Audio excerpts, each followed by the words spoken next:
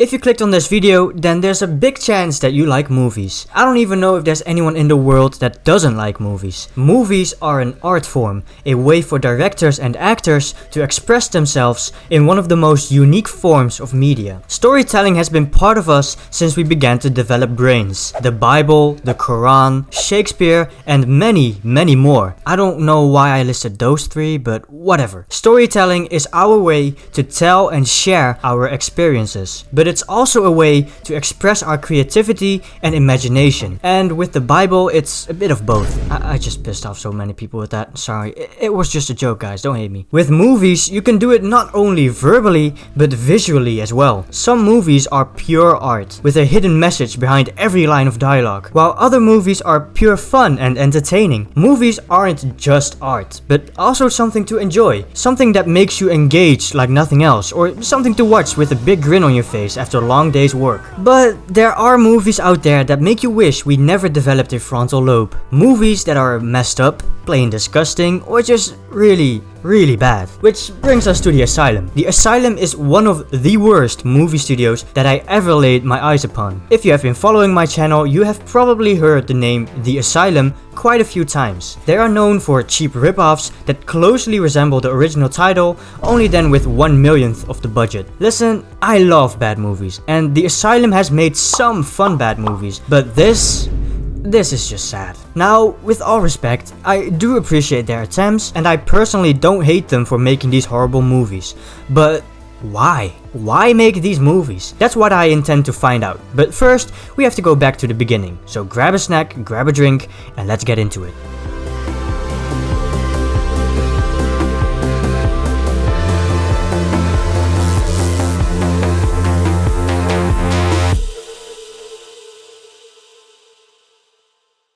Before I begin, I'm going to get into the standard YouTube blabber. I noticed that only 3.8% of my viewers are subscribed, which is absolutely atrocious. I won't beg you to subscribe, but if you enjoy this video, maybe consider subscribing. Anyways, back to the video. The Asylum was founded back in 1997 by David Latt, David Rimawi, and Sherry Strain. Rimawi and Strain were both Village Roadshow Pictures employees, but they were let go by the company. David Latt had been working at a software company called Chimera Multimedia. Latt and Rimawi had also worked on a movie called Sorority House Party together back in 1992. They all came together and launched The Asylum as a film distribution company. Their first movie came in 1999, a movie by the name of Bellyfoot, a comedy drama about teen pregnancy. The Asylum initially set out to be a distribution company for low-budget movies. They would distribute these movies by selling them to video stores like Blockbuster or Hollywood Video in order to turn a profit. But it didn't go according to plan, as they struggled to break into the market. This led to a change in business model back in 2002, as they tried to focus on in-house productions and make their own movies. Their main goal was to blow up and act like I don't know about it. Their main goal I can't read that sentence normally now. Their main goal was to make at least one movie every month, which is absolutely insane. Starting with the 2002 movie King of the Ants. King of the Ants is a crime thriller, and I can't help but think about The Lord of the Flies every time I hear the title. To be fair, this movie gets some pretty decent reviews. This also marked the first quote-unquote hit from The Asylum, and things were only starting to look up from here. However, Sherry Strain left The Asylum in 2002 and was replaced by a former Screen Actors Guild employee, Paul Bills. With this change in direction, they released Vampires vs Zombies, which is considered the first Mockbuster movie from The Asylum, with the poster resembling that of Freddy vs Jason. Before fully delving into the Mockbuster arc of The Asylum, let me tell you what a Mockbuster is. A Mockbuster is a knockoff, a ripoff, a copycat, or whatever you want to call it. They take an original IP like Jurassic World Rebirth, and they make a movie that closely resembles the original, something like Jurassic Reborn. Usually the plot is much different from the original,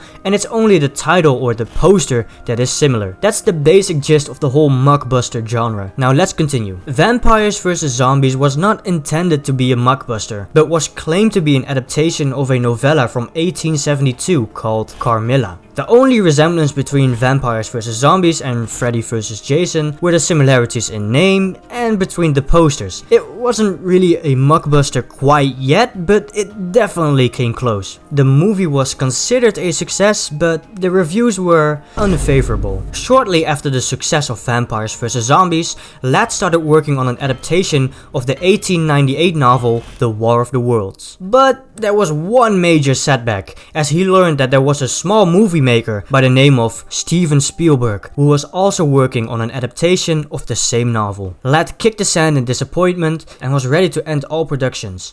But as one door closed, another one opened. Blockbuster ordered 100,000 copies of his movie, which marked the first big financial success for the Asylum. Ladd's movie, H.G. Wells' War of the Worlds, was released a day before the release of Steven Spielberg's adaptation, War of the Worlds. Tony Stark was able to build this in a cave! With a box of scraps! This is the point where all tides shifted, where all the new opportunities opened up for the Asylum. So many popular movies to exploit, so many titles to copy. Now, this isn't really the Asylum's fault, because if Blockbuster hadn't bought those 100,000 copies, maybe the Mockbuster genre wouldn't have been as big as it is today. Maybe there would have been a world full of original movies, but we're not in that reality. No, we're in the Mockbuster Asylum.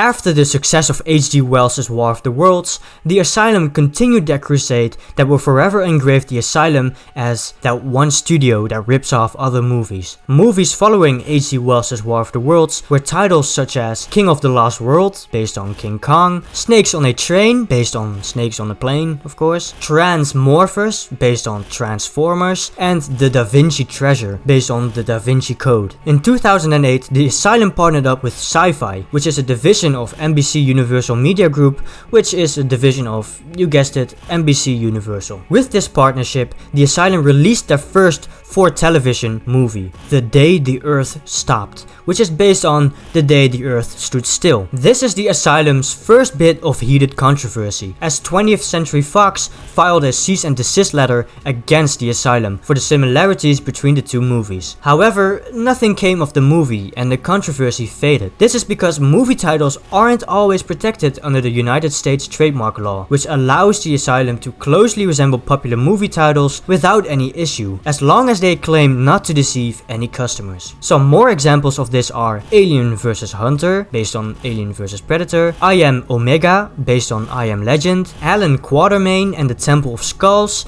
based on Indiana Jones and the Kingdom of the Crystal Skull. Okay, time for a quickfire round. War of the Worlds 2, The Next Wave, The Land That Time Forgot, The 18-Year-Old Virgin, that's gross, The Terminators, 2012, Supernova, Paranormal Entity, and so much more. This is all still the tip of the iceberg, but with the rise of video-on-demand services in 2010, the Asylum shifted their focus on digital distribution, which pushed them into a new era, the Golden Era.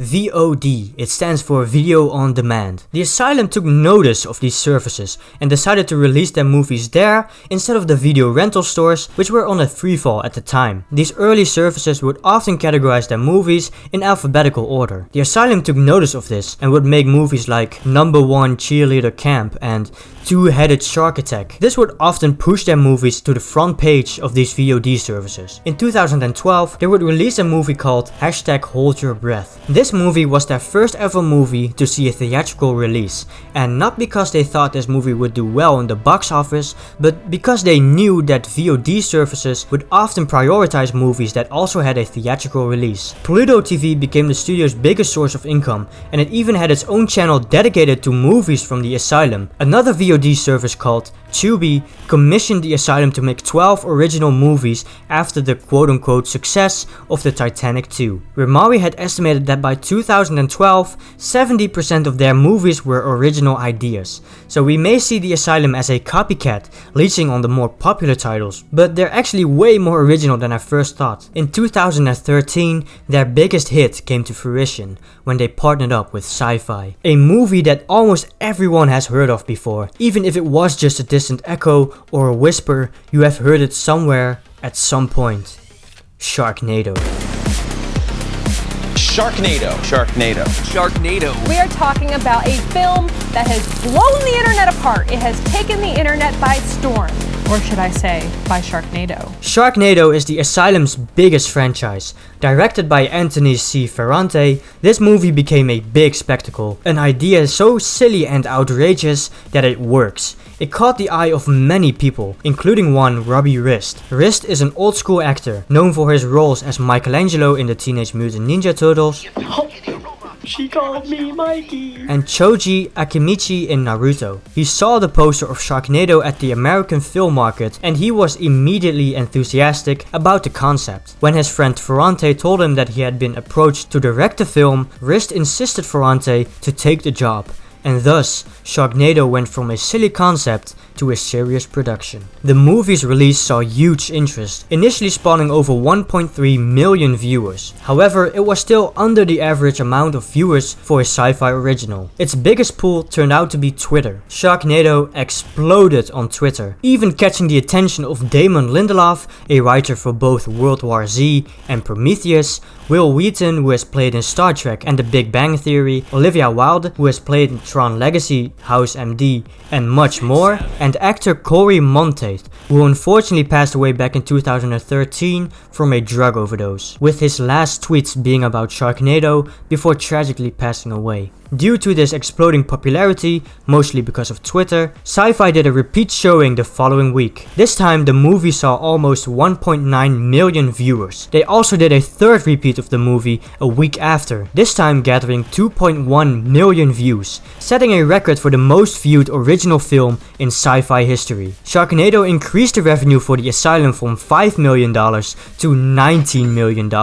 almost quadrupling their lifetime revenue. Regal Entertainment Group also announced that Sharknado would play at around 200 theaters nationwide in a midnight showing of the movie. Tickets immediately sold out in Boston, New York, and Seattle. Even with all the hype, it still only managed to make under $200,000 with these midnight showings. Besides these disappointing showings, Sharknado was still a big success, and the Asylum being the Asylum, they would eventually add a total of 5 extra movies to the franchise. Sharknado 2, the second one, in 2014, Sharknado 3, Oh Hell No, in 2015, Sharknado 4, The Fourth Awakens, in 2016, Sharknado 5, Global Swarming, in 2017, which had the slogan, Make America Bait Again.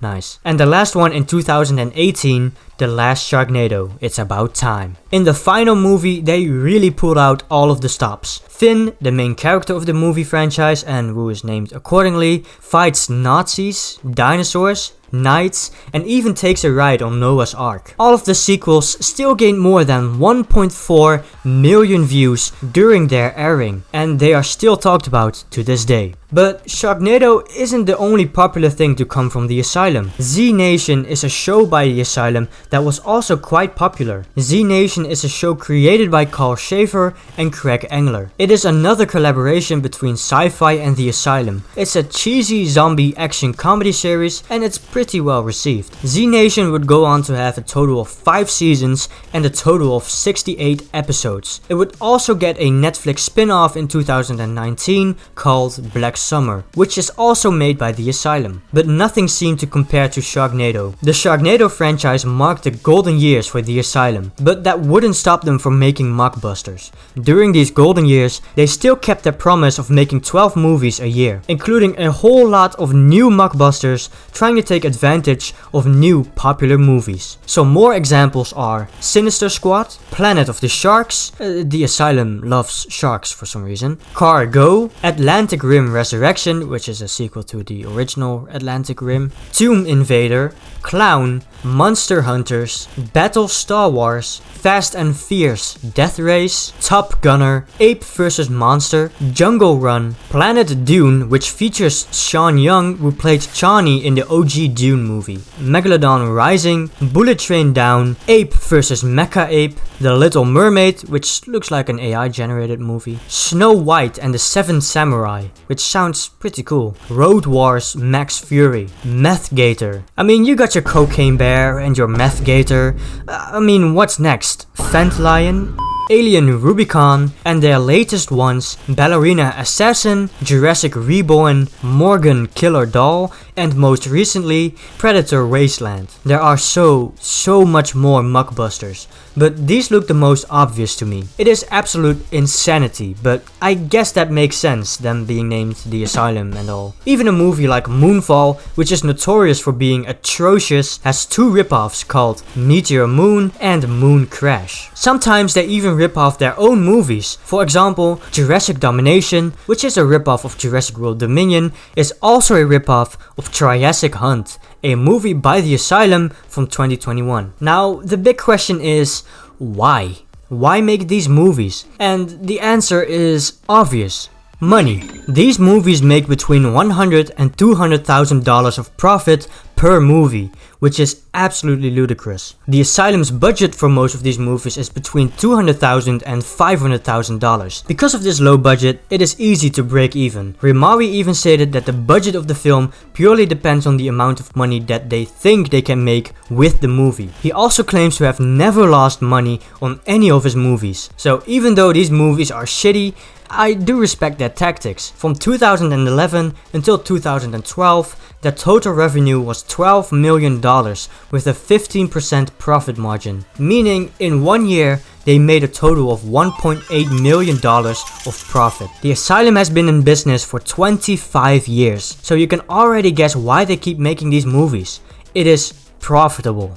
Really profitable. This financial success poses an even bigger question. Why don't they just make a good movie? It makes sense, all of this profit, and they still decide to make Mockbusters. Why not make something good, something fun? And here's what Rimari had to say about that exact question. Because they like to stay in business. And honestly, I respect that. Even though their movies are the definition of boring slop, they still have mouths to feed at home. Not only the studio, but also the actors that play in these movies. They are often unknown actors that are purely in the movie to make a quick buck. And I get it, we all have bills to pay. So why not just do this random Mockbuster where you'll get paid good money for a few days of work? And this is where I'm a little torn on how to feel about the Asylum. Because they do make horrible movies, but is it really that damaging to the movie industry? These small actors also have bills to pay, and the people working on these movies too. So why should I shame them for just doing what they do? Yeah, they make shitty movies, but who cares? Besides, no matter what I think of the Asylum,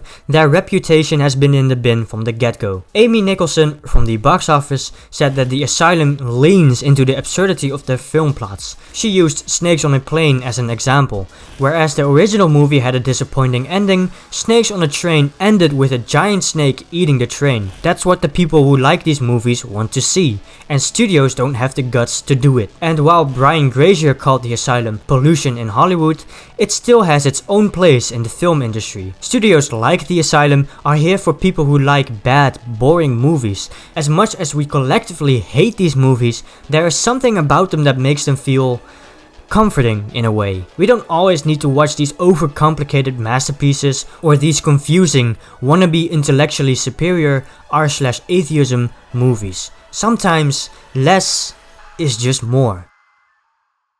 I could talk about the Asylum for hours, but sadly, this is where we must part ways for now. The Asylum is amazing at what they do. Unfortunately, what they do is create some of the worst movies imaginable. Still, they do deserve respect in my opinion, because to be in business for as long as they have, you must be doing something right. That's it for today. Thank you all for watching it until the end. If you enjoyed, make sure to subscribe to my channel and let me know if you're interested in more content like this. Anyways, thank you all for the 2.5k subscribers. It really means a lot. Let me know if you guys want to hear more about the Asylum or maybe some other movie studio. And also let me know where you stand on the Asylum. Asylum. I'm curious to hear all of your opinions. Anyways, I would like to thank you all for watching, and until next time, goodbye.